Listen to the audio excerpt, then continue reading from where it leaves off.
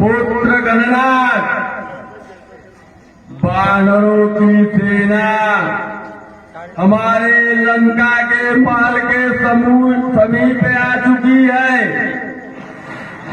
और उसका संचालन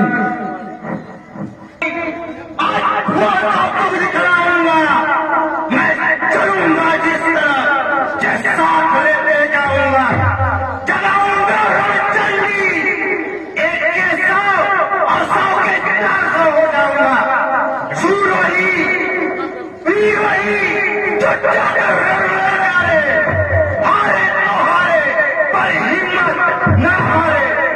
आसन हिल उठेंगे, पाक शासन करना हरि हरि के दिशाएं हिल उठेंगी जब बेटे खानदारा करके चकित हो जाएगा ब्रह्मांड। कातू देख मेरे शमशीर के न दर्शन हो सकेंगे, व्योम में एक साथ दीवा करके